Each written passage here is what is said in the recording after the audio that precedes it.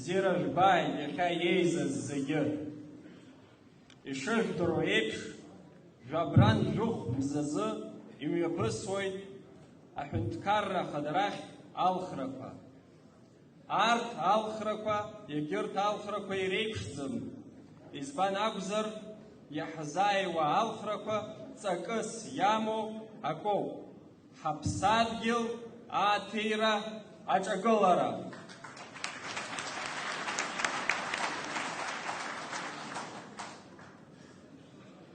15 февраля 2025 года состоятся внеочередные выборы президента Республики Абхазия. Я сельский учитель, учитель по своему духу. Состою в команде Адгура Амирановича и хочу поделиться с вами тем, о чем мало кто знает. То, что, так сказать, остается за кадром.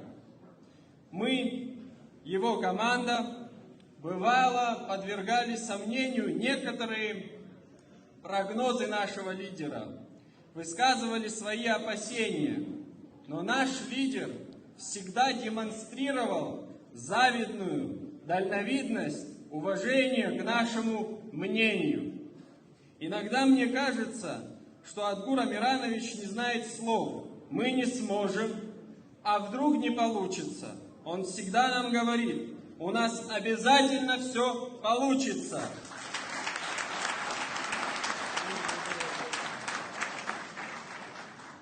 Адгур Ардзинба – человек с незаурядной энергетикой. Он умеет делегировать полномочия и нести за это прямую ответственность. Так сложилась наша жизнь, жизнь народа Абхазии – это борьба. По течению плыть может и мертвая рыба. Наш лидер дает нам уверенность в том, что мы обязательно все сможем. И боремся мы за те же вековые ценности, что и наши предки. Да, мы все с вами хотим быть в числе развитых стран. Однако сегодня на повестке, к сожалению, все еще стоит острый вопрос: как окончательно остановить антинародные инициативы?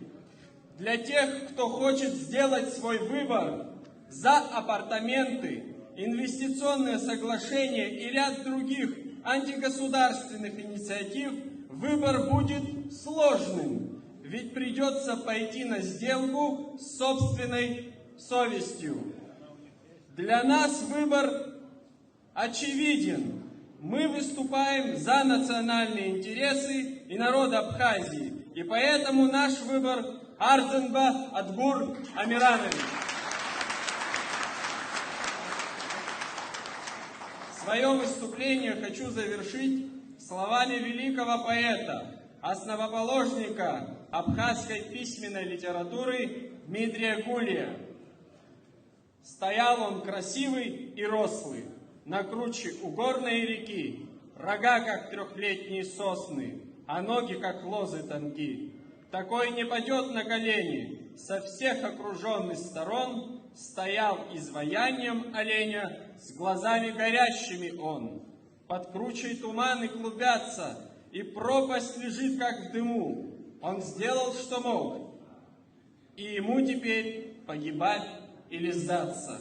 Казалось, он должен смириться, охотник живым заберет. Но, ринувшись в пропасть вперед, он стал на мгновение птицей.